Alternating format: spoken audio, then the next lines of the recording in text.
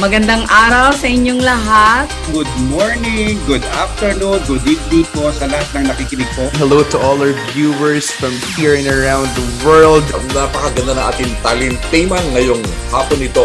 Isang mainit na pagbati po sa inyong lahat. Well, friends, welcome to the Bridges Show. I'm very happy to be here, and I think it should be a really interesting and fun topic. But there are things you want to learn. So I wanna take it from there and then I listen to them. Meron sila mga mitiin upang maging makabuluhan pa ang pagiging Katoliko. Lalong-lalo na sa susunod na henerasyon. Sa akin po, sa mga kabataan, use competence as a basis. In real life, hindi naman talaga tayo tumitigil sa buhay. Kailangan talaga tuloy lang ang buhay kahit anong challenges natin. Palawan, Cebu, Baguio City, Atty. Dwight, pati La Union. So we are saying that revenge travel is real. Mas kailangan natin na i-share ang hiwaga ng sining sa mga tao.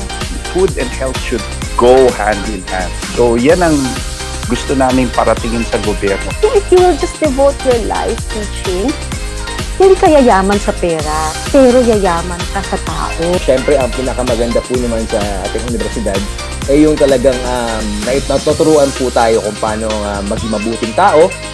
Happy anniversary to Bridges! Here at Bridges, we build bridges of faith, bridges of hope, and bridges of love.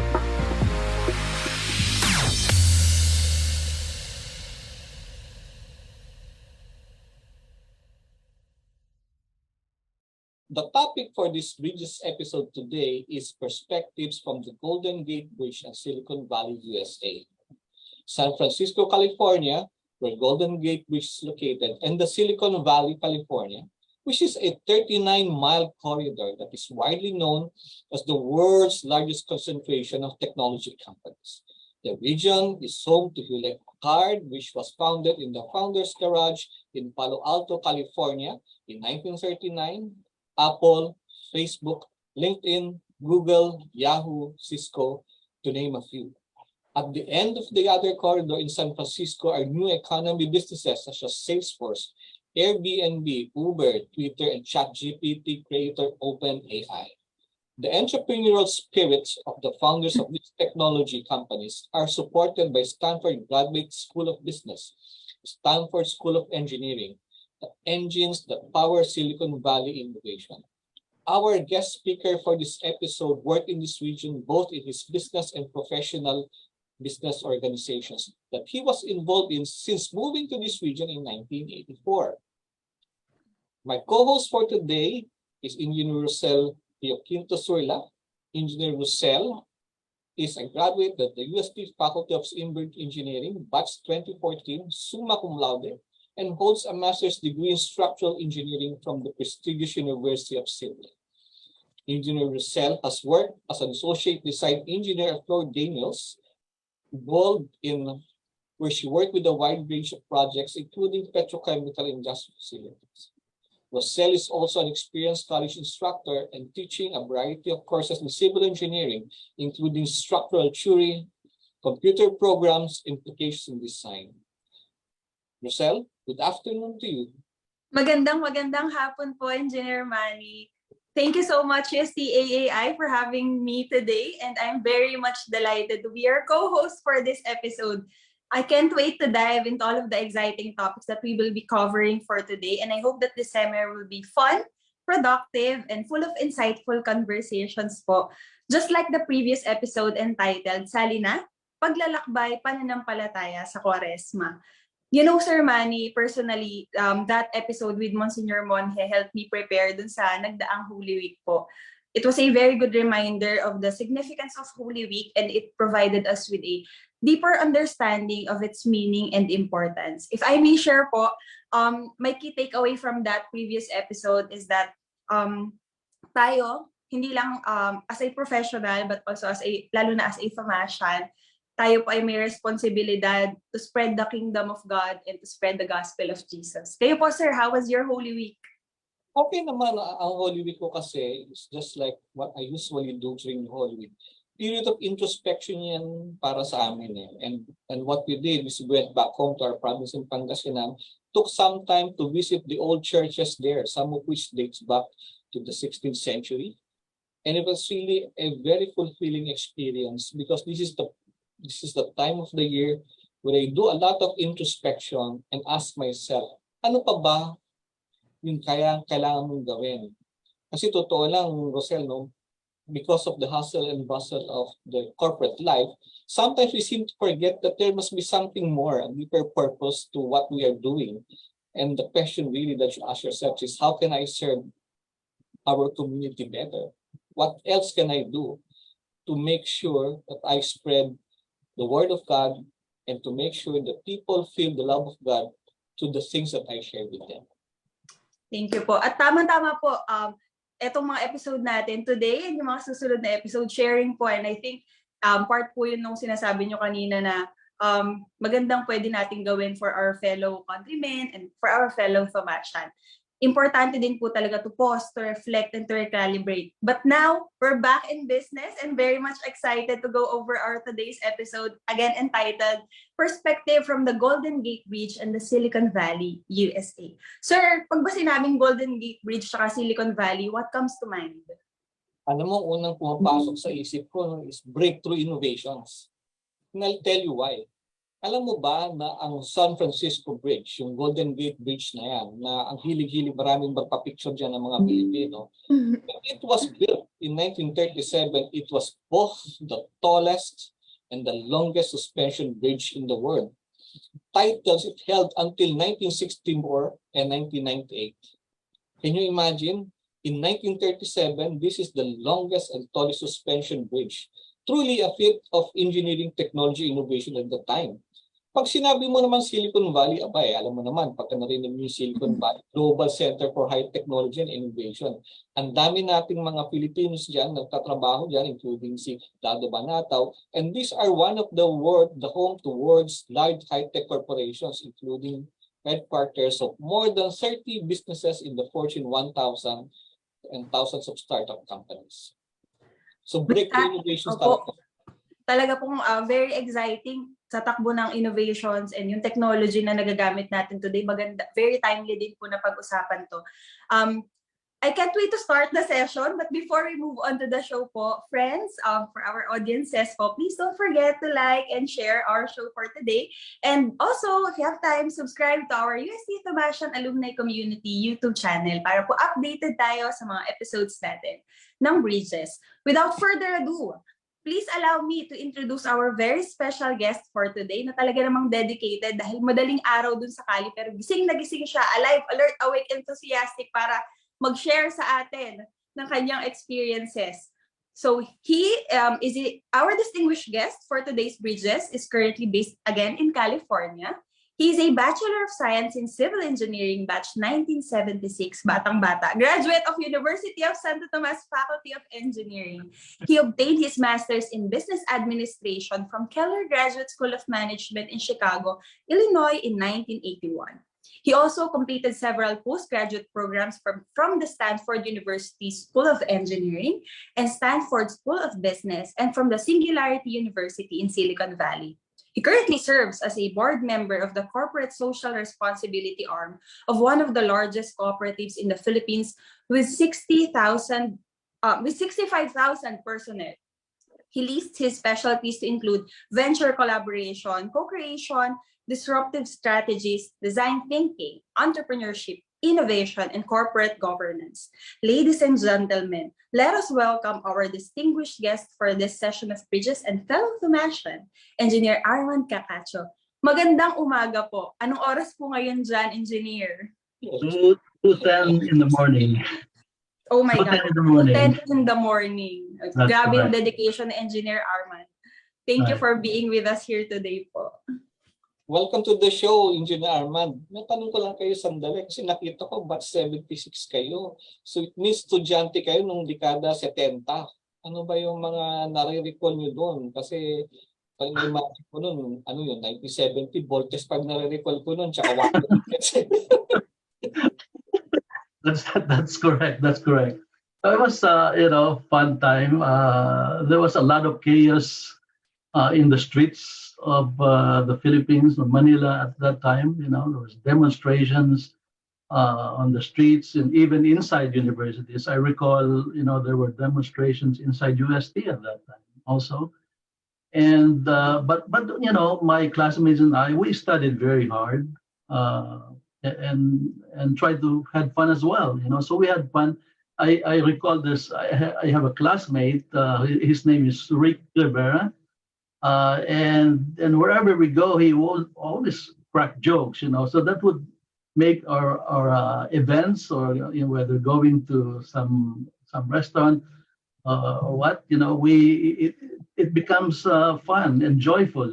So I recall those, and we had projects like I recall we had a final project where we were asked to design a structure. I forgot whether it's a concrete structure or steel structure, and because there were curfews at that time, we ended up doing an all-nighter at one of our friends' house, Chito Villaferte in Quezon City. So those are my recollections of my student days at UST.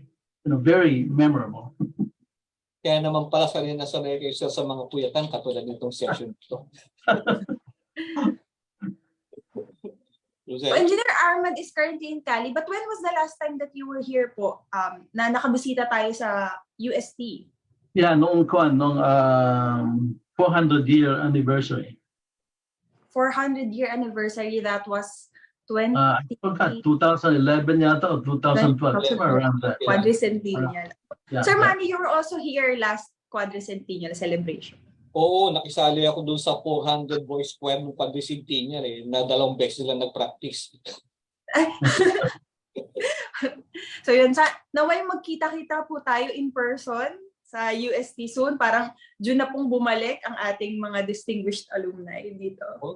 Hindi na natin wala ng COVID, wala ng COVID, so pwede na. Right? Hindi na natin naabuti kasi yung 500 sinti. Parang hindi ko na rin po abutan. Pero lagi naman po, lalo-lalo na kapag meron tayong alumni homecoming. Yan. Sige. Siguro na natin yung topic for today, no? Very interesting, no? Excited na rin ako to hear from Engineer Armand. So Engineer Armand, I think may pinrepare po sa ating slides, presentation. Engineer Armand. I-share ko tong screen, ha? Okay. Oh, sir.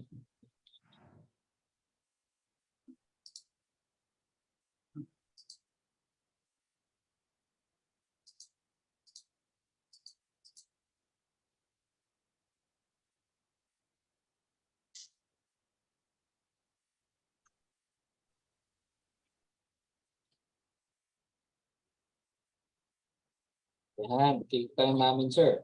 Opo. Okay, simula, okay? Go ahead, po. All right. So I was asked to give some highlights of my career, okay? So bibilisan ko lang para magkaroon tayo ng more time for conversation dun sa mga kailangan natin ma-cover Silicon Valley, mga ganun. So, mga highlights ng career ko, if you can look at this, yung nasa right photo is, if you recognize this person, this is the late President George Bush Sr. Okay? So, pinadala niya sa akin to, and what it says is, to Mr. Cacacho, thank you for all you've done to help us build a more promising future for America. Excuse me, 1992, pinadala niya noong 99. So I kept this, and it's been over 30 years. Kasi, it's very rare that you get something like this from a former late president, right? So I kept sir, lalo na para sa mga Pilipino, kasi you are one of the Filipinos recognized by a U.S. president. Right. So, so this recognition is because of my leadership in the AAPI, Asian American Pacific Islander Community sa US. Okay? So, yun ang recognition. Okay? Sa left photo naman, itong picture ko na to is on the, this is a permanent plaque on the wall of San Francisco International Airport. Because of my role as a board member of the joint venture entity that helped build this structure, okay? So itong plaque na to is naka-display yung pangalan ng business ko along with my joint venture partners, Fortune 200 companies, right? So every time na I travel, internationally, napapadaan ako dito, right? Even nung nagpunta kami sa Europe last year, nagpa-picture kami ng misis ko next to this kasi nagkaroon ng window, yung Gucci nagtayo ng pwesto next to the plaque. So meron na silang entrada ngayon, right? So yeah. And then pag pupunta ka sa Philippine Airlines naman sa downstairs, makikita mo rin to eh. So ang mga Pilipino na escalator going down sa Philippine Airlines gate, makikita nila to dahil tapat siya ng duty-free shop. So ito mga highlights ng career ko, and then ito naman yung San Francisco Airport na we build, right? So significance nitong airport na to, it's one of the largest structures in the world that is sitting on base isolation. It has 87,000 square meters in gross floor area, the equivalent of 18 football fields, right? It has 317 base isolators, in the foundation of the building. And for those, civil engineers, this technology allows the building to move, shift, instead of swaying, right?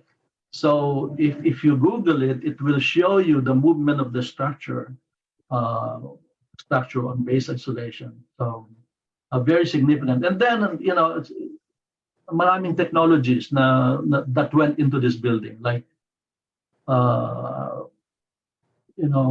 security systems. There were a lot of sensors, IoT, Internet of Things, that type of thing. A lot of technologies that went into this building.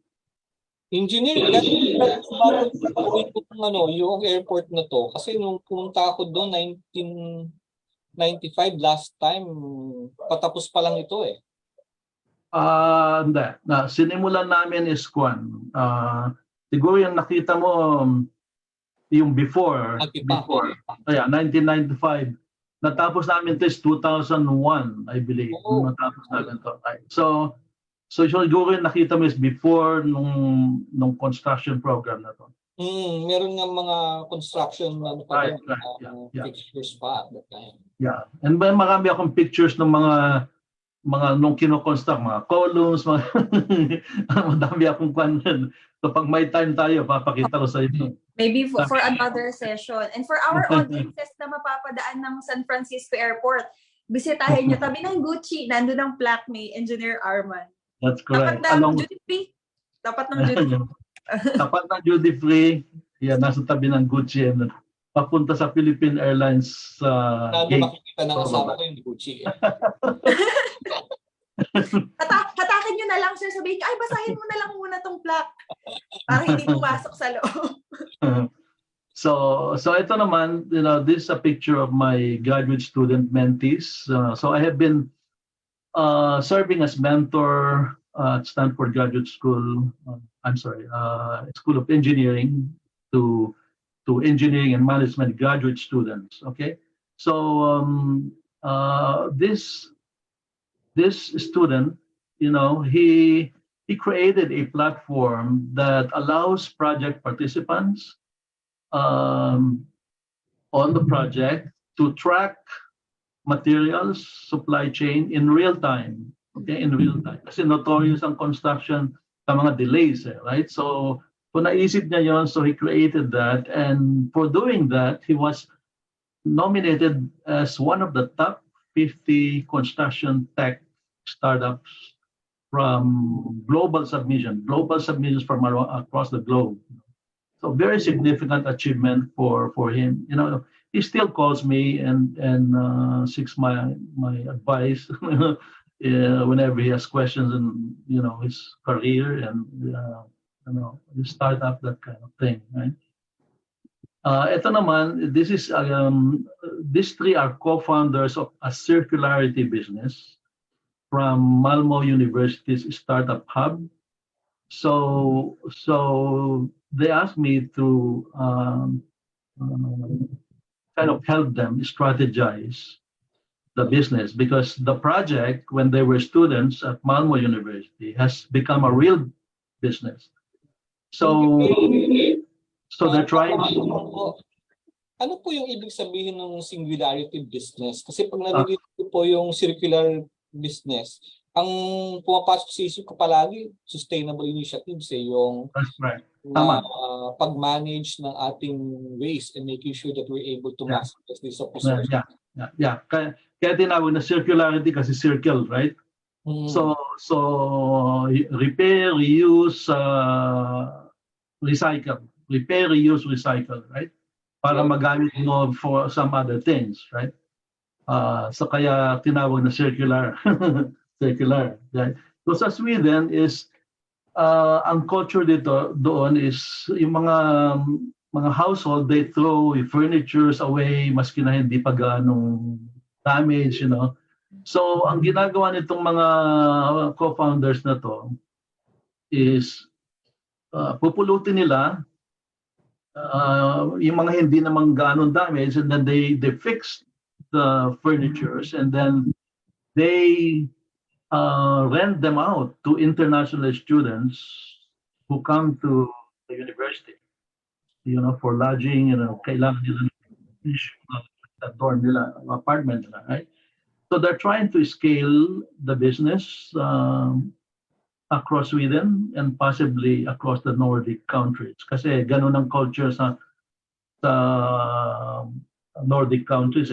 Sila ang leader sa circularity. Ahead sila sa US sa circularity. So they're trying to scale it across Sweden and possibly across the Nordic countries. Ito naman is, I was asked by the president of the Asian Institute of Management to lecture on business continuity management noong pandemic, right? To guide business people how to navigate doing business during the pandemic, right? Kailangan may business continuity program, right? Para you know, in the next emergency, whatever it is, whether health emergency or calamity, if you have it in place, then you're ready, right? So I wrote about this lecture, and it was published by the Institute of Corporate Directors, and it became, I think, the most widely read article in their online library. So, and this one is, I lectured on, you know, very important subject that is critically needed in the Philippines. It's, you know, for innovation. It's disruptive innovation strategies at San Beda Graduate School of Business in July. I had about 200 MBA and Doctor of Business Administration students who attended according to the school, and 70 professors in the Graduate School of Business. So very well attended, a lot of interaction between the students and professors and myself, very engaging discussion. So, and then I did the same thing at De La Salle College of St. Benilde for Masters in International Business students in December of last year. And this one is, last year I did a lot of, I delivered a lot of master classes for board of directors of publicly listed companies. and multinationals operating in the Philippines. You know, the board of directors are from across Asia. You know, may mga taga Thailand, may mga taga Indonesia, Malaysia. You know, from across Asia. So this is accredited by the Securities Exchange Commission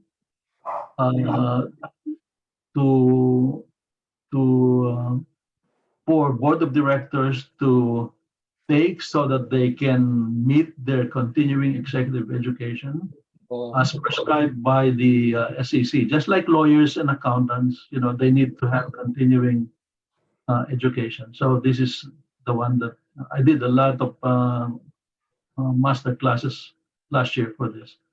Hopefully, Engineer Armand sa atin din. Oo, isa pa. Para naman sa alumni. Opo. Oh, yeah. Naman. Sure, yeah, sure. Sa ibang session, right? Yeah, let's do it. So engineer, talagang ano pala, very impressive ito, and I see that you have a passion really for sharing the knowledge base that you have in knowledge at experience nyo, no? Right. Tayo ng usapang engineer. Ano naman yung mga innovations na nakita niyo sa US na sa tingin niyo magiging relevant sa atin ngayon, lalo na sa part of recovery natin from the pandemic? Yeah, so may mga ipapakita akong mga video, ng mga sample ng innovations.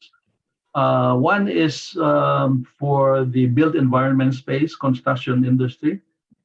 There's a lot of infrastructure projects in the Philippines these days, so this would be very beneficial sa Philippines build program sa Philippines. So tignan natin yung mga video.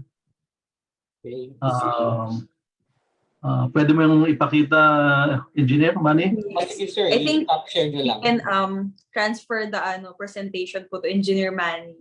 Okay. Take this up. Please stop share lang sandali, sir, para mailipat yung screen natin. Okay, naka-stop share.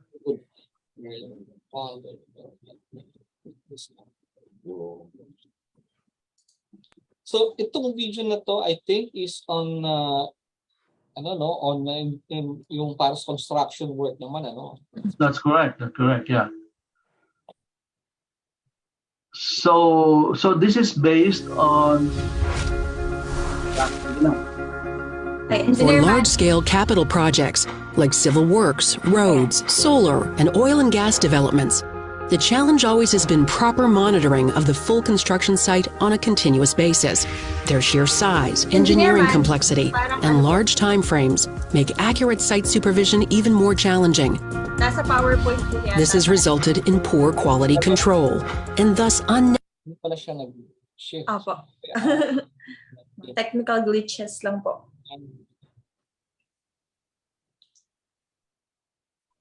So, yung iba po sigurong interested, pwede rin nilang i-visit yung site.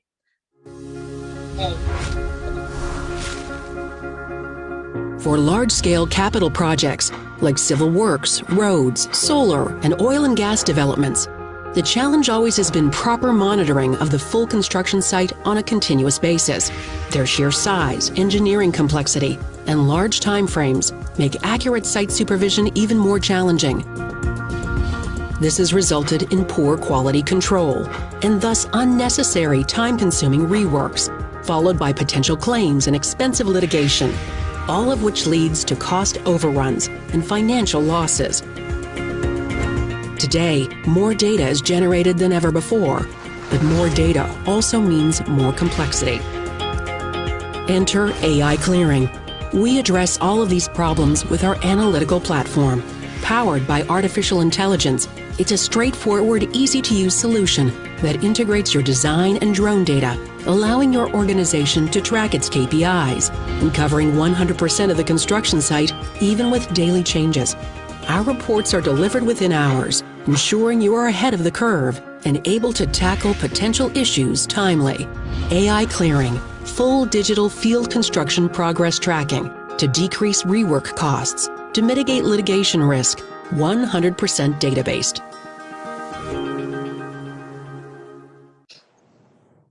So yun. Ang ganda. So ang benefit ng application na yon is lalo na sa malalaking infrastructure projects, ano. So traditionally, you have to walk the job site, right? So one, and then yung mga inspector, they have to go back to the office, write the report, and then lalo na pag ganyang kalaking project, and matagal bago makapag-generate ng report, right? So ito is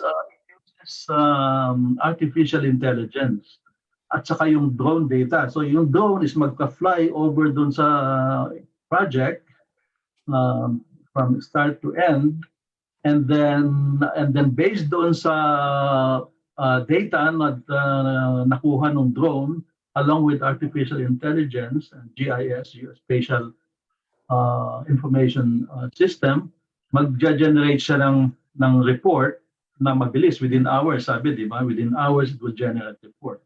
So yun ang benefit nitong application na yan. Engineer Armand, thank you. Yung ganitong technology, widely used na po ba siya sa mga projects dyan sa US? Yeah. So I think magbe-benefit ang Pilipinas sa technology na yan dyan. Lalo na ngayon, ang daming tinatayo. In fact, even Rocel, naalala ko kanina yung San Francisco International Airport, there are new airports being built. Yung sa Bulacan. Sa Bulacan, opo. Technology can be used. Together with this, I think mapapareduce yung cost ng mga errors saka yung mga delays sa mga project. Kasi ganito kalalaking project. Normally yan. Right. Tapos kung titignan mo yung kanina na ginawa ng estudyante ni Sir, yung parang logistics management na application. Resource management. Sama-sama mo to, AI surveyor, yung technology na ginamit sa San Francisco Airport, saka yun, laking bagay, di ba? So, ma-replicate yan dito. Hindi naman, para naman na maganda-ganda rin. Opo. But for caution, Sir Armand, ano po sa palagay niyo yung downside nitong mga ganitong klaseng technology? If meron man po kayong maisip. Okay. So ang downside is, so lahat ng new technologies may downside, right? May risk, right? So even yung mga self-driving cars ngayon, marami aksidente rito sa US dahil yung AI technology is hindi niya ma-recognize yung jaywalker, hindi niya ma-recognize yung median barrier sa freeway, kaya maraming aksidente at saka death dahil hindi ma-recognize nung autonomous vehicle yung mga ganun right? So may mga downside. Tulad din yan, pag let's say nag-develop ng application na ganyan, right? And then hindi chine-check nung AI specialist or auditor, yung monitor or auditor, yung algorithm at saka yung mga training data, pag hindi niya na tinignan kung tama yung mga algorithms at saka training data, kung hindi tama, then garbage in, garbage out there. Medyo tricky din po even for parang yung sa dito applications talaga, parang ang taas ng learning curve na kailangan natin kung gusto natin siyang i-apply. But again, doable naman po. Oh yeah. Kaya in the future, I think there will be a great demand for algorithmic auditors or algorithmic monitors. Yeah, because they have to check, this AI model at saka yung mga training data to ensure that hindi magke-create ng bias o accident or danger, right? Ito yun. Engineer, meron pang susunod kasi alam mo, most of the countries are now moving from a pandemic to an endemic and things are starting to normalize. But I'm sure in the US there are a lot of innovations also related to healthcare. I think there's something that is also important. If you'd like, you can share it. Yeah. Isa-share mo, Engineer Manny, ano? Okay, sige sir. I can do that for us. Kasi alam mo, meron din kaming innovation na ganito dito sa Pilipinas, sa UST. Sa robot. Opo, that is spearheaded by our one of our faculty members, Engineer Anthony James Bautista. Si Lisa Robot, I think very similar po dyan sa ipapakita ni Sir Armand R. So here it is.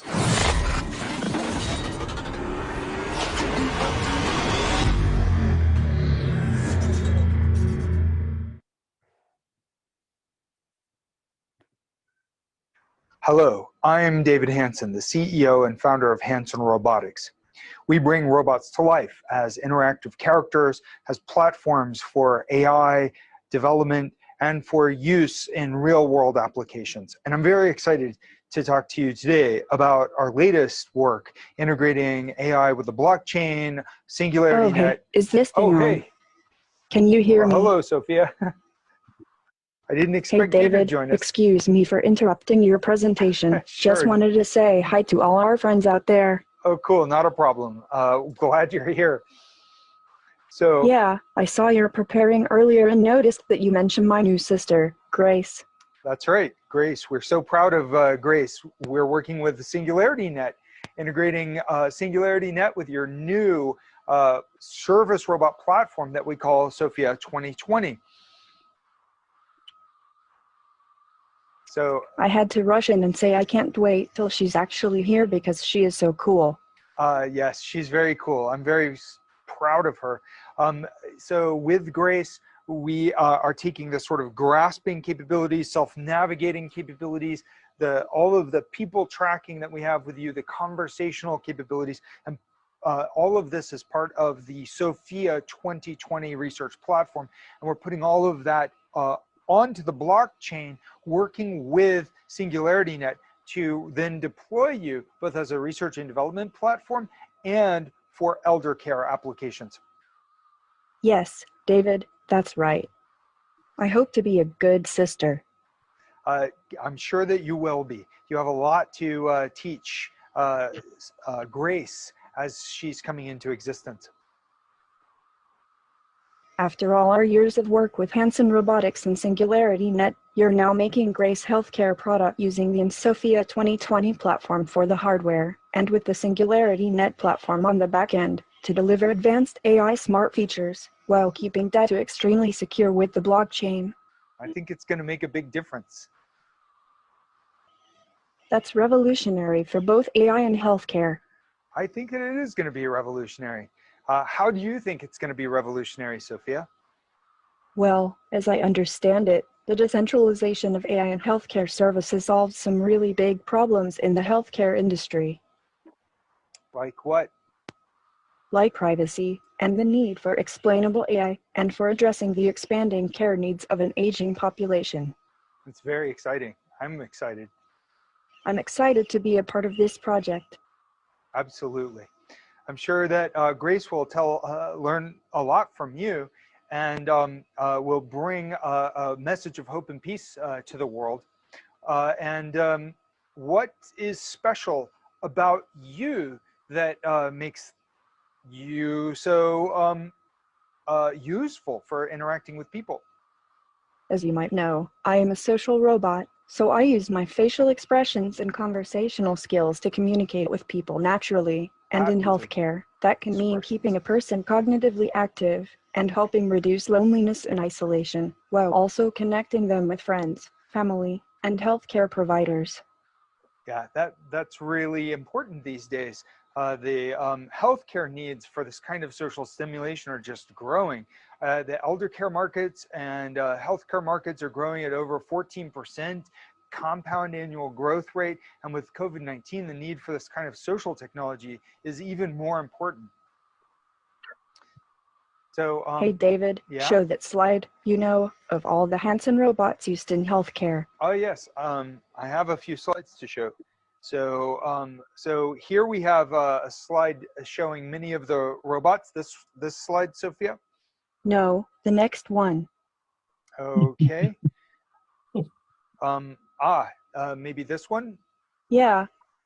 See, Hansen robots like me were used before in elder care in Amsterdam and New Zealand, autism treatment at Yale, and all over the US and Europe, even at the U.S. Centers for Disease Control. That's right. Dozens and dozens of robots that we created preceded Sophia, and they showed all kinds of breakthrough facial expressions that served in some award-winning research and development and safety equipment testing at the U.S. Centers for Disease Control, autism therapy, and elder care. And these applications won all kinds of awards.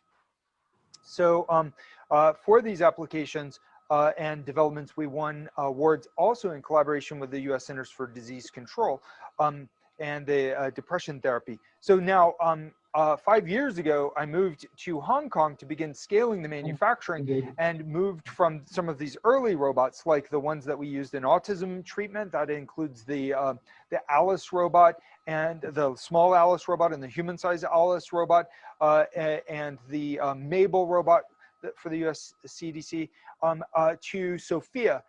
But to scale the manufacturing, we started working with OEM partners and vendors, and now we've been able to transition from these kinds of research platforms to a scalable platform to address service robot applications. That's what's exciting about Sophia 2020 and also about the next generation version that we call Grace. But we are integrating some of this previous work that we did in elder care and guided meditation.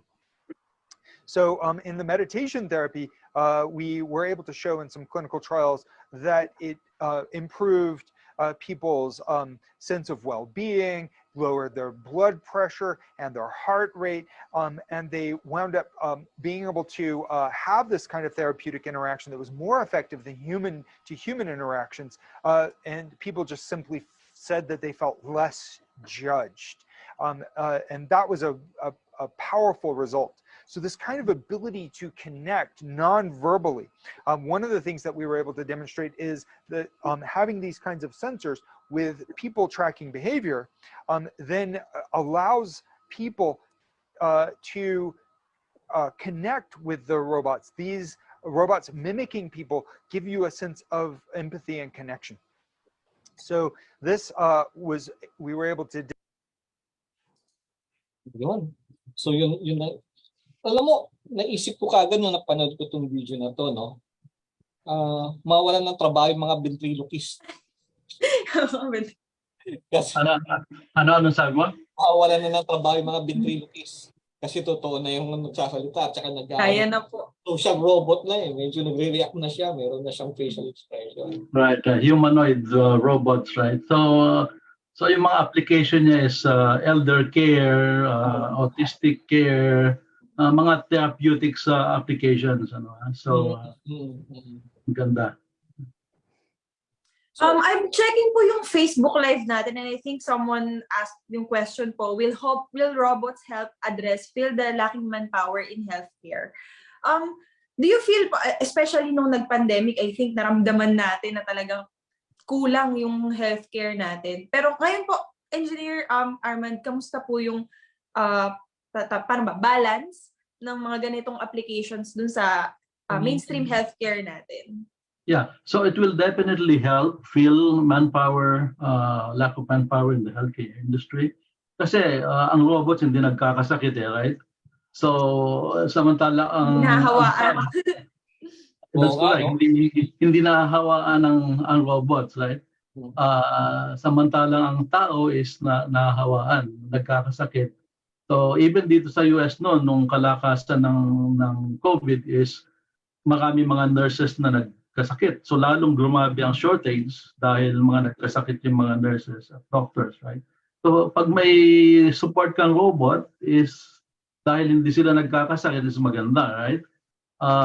Ang hindi lang siguro mamamatch ng even humanoid robots is yung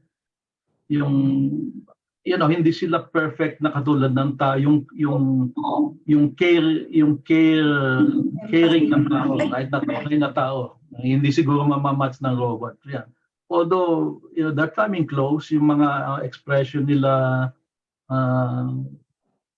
they're coming close. Pero I don't think mamamatch nila the way real life nurses and doctors, the way they care. Alam mo, yung maraming gamit siya eh, hindi lang sa healthcare.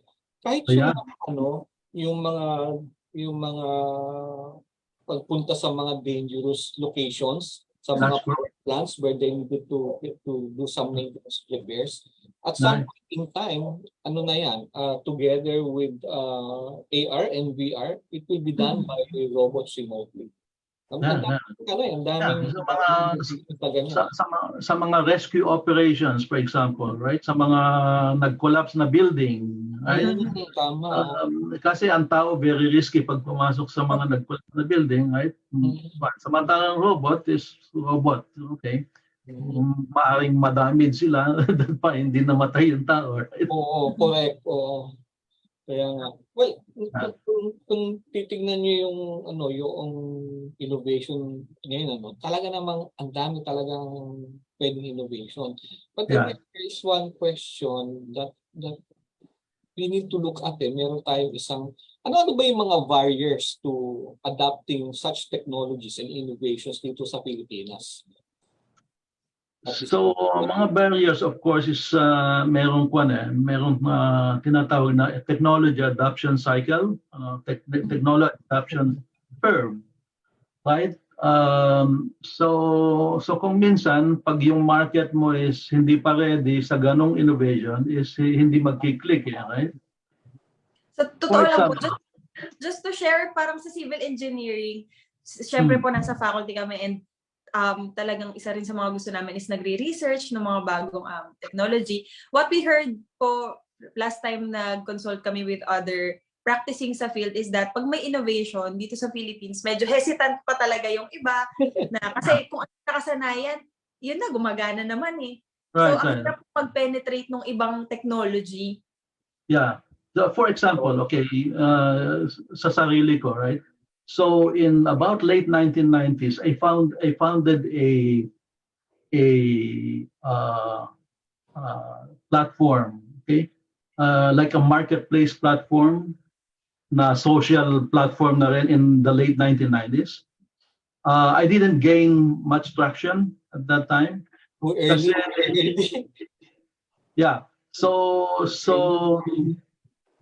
Kasi I realized when I started studying technology entrepreneurship, I realized that I was so early in the technology adoption curve. So I didn't gain much traction, so I shut it down. Now, kino-compare ko, Facebook started in 2004. Marketplace. I founded it in 1999. So I realized na masyadong hindi ready market, right? 1990, I was too early, so I shut it down. Technology cycle na yan eh. Yung nangyari po sa inyo is you were at the leftmost curve. Ang problema, wala pa siya doon sa, hindi pa natatamaan din yung period ng hype. And then after that, yung technology interest peak, di ba? Tapos mag-adoption and then mag-taper down. Parang ganun na nangyari sa inyo, sir. Napaaga kayo.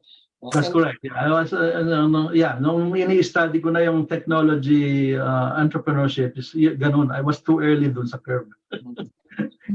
Kasi yung Facebook started in 2004, naging successful. Right? Kaka-relate ako dyan eh. Kasi yung GCash, ito, trivia to, Rocel. Yung GCash, nung dinevelop yan, I was part of the development team. Ako yung humimay ng security features yan at that time. So, 2004. Alam mo ba na kami lang ang gumagamit? Pero nag-pandemic. Opo, lahat ngayon GCash. Biglang nag-pick na. Kasi nakita na nila yung, kasi Engineer Armand, other than yung too early for your time, yung ding sinasabi mo kanina na isang barrier is yung, well, why do we need it when this one gumagana naman yung di ba ganun din sa inyo, Engineer Rocel. Sa tingin ko ganun din. Opo. Ngayon po cashless na, minsan nga may mga iba lumalabas walang dalang cash, talagang umaasa na GCash lang, transfer. Pinapatamaan mo ata ako eh. Ay, ganun po ba kayo? So, even for the US, I think si Engineer Armand, lumalabas pa po ba kayong may cash o credit card na lang? Hindi ako nagdadalang cash. Talaga po. Well, ang ganda, no? Alam mo, natutuwa ako dahil na-share ni Engineer Armand yun. Sir, some very important items that I picked up. Number one is he went to the US in 1984. 1979. 1979 pala. Noong 1979, nagsisimula pa lang dyan, wala pa nga internet eh. Seriously, wala pang internet mo, no? And I think you are one of the pioneering innovators doon sa field niyo at that time, having practiced there. That's the first one.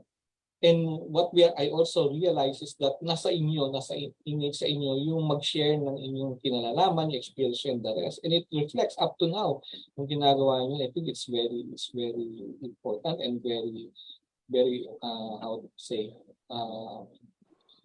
exciting for you to do that as you move on to your career. And we really appreciate that. And siguro yung isa pang other question that I wanted to ask, inisip ko kagad, masabi ba, taga na sa US What made you choose to go to the US? Was it because of the Dekada 70 thing or something else? And the family. Family. Yeah. So my wife and I moved here.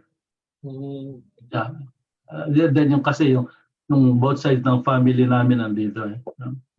I see. Oo. Kaya naman pala eh. Rocel, baka may gusto kong tanungin kay Engineer. Yes.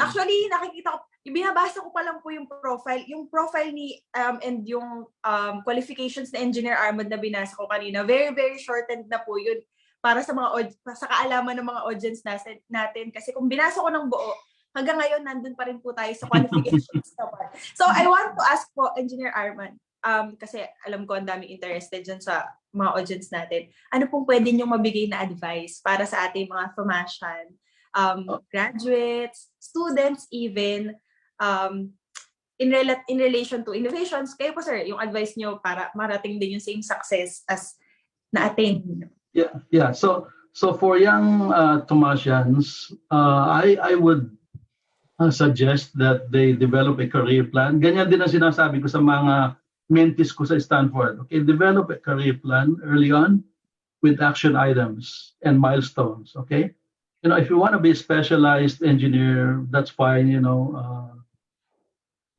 Take either professional development courses in engineering or a formal graduate program. Kasi there's a lot of platforms now that you can take professional development courses online, right? Yeah. As a matter of fact, one of our professors at Stanford, the founder of Coursera, Coursera. So kasi very much in demand yung machine learning course niya sa Stanford, oversubscribed, right? So kaya naisip niya yung Coursera. So he founded that with another Stanford professor to democratize access to education at very affordable price. Kasi it's very expensive to come to the US to study at Stanford, right? So he founded that Coursera to democratize quality education, open it up to world, right? So yun. And then, like I said earlier, develop your soft skills, become a master in networking. I'm a master of networking. Marami nagtatanong, how did you get to work on a billion-dollar project? How did you get? Yan ang soft skill. Opo. How did you get to joint venture with the Fortune 200 corporation? That's soft skill because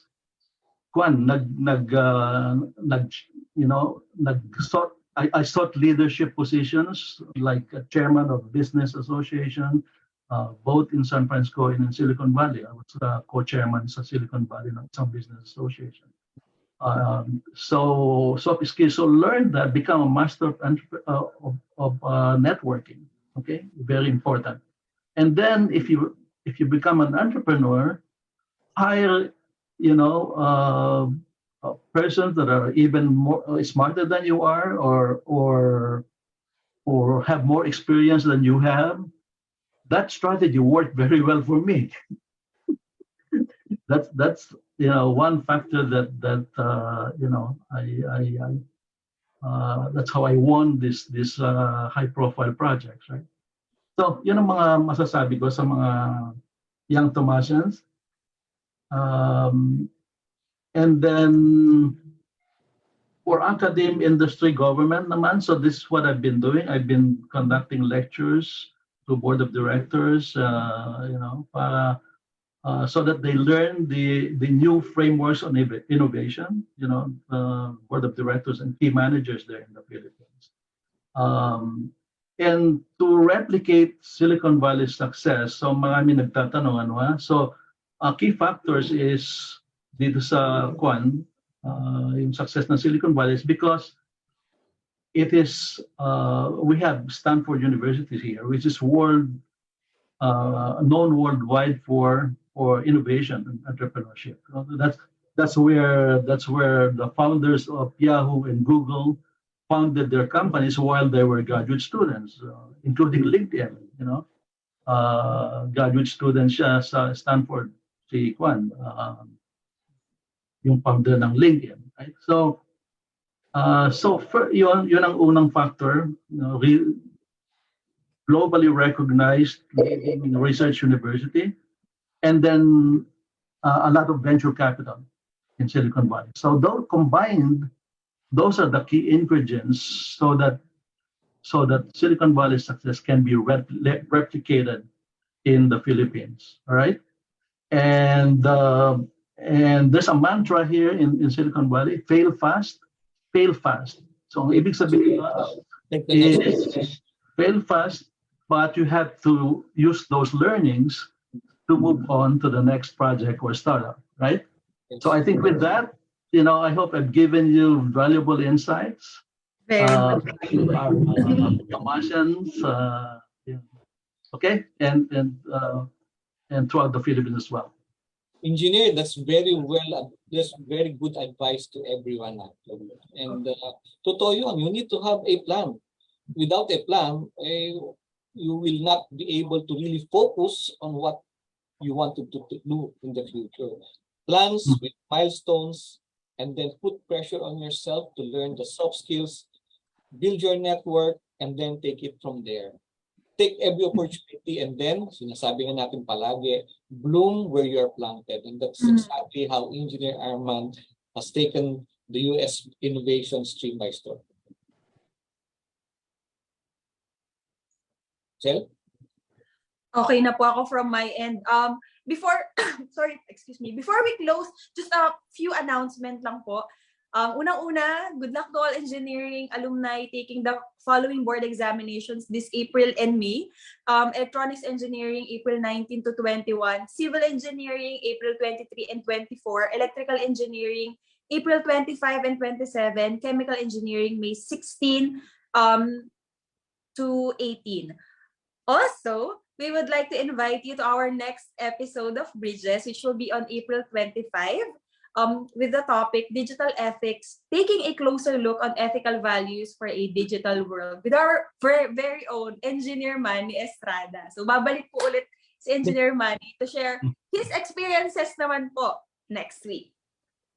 Alam mo, Rocel, kaya ako nag-volunteer na i-host ito kasi yung topic, good segue pa sa susunod eh. Opo.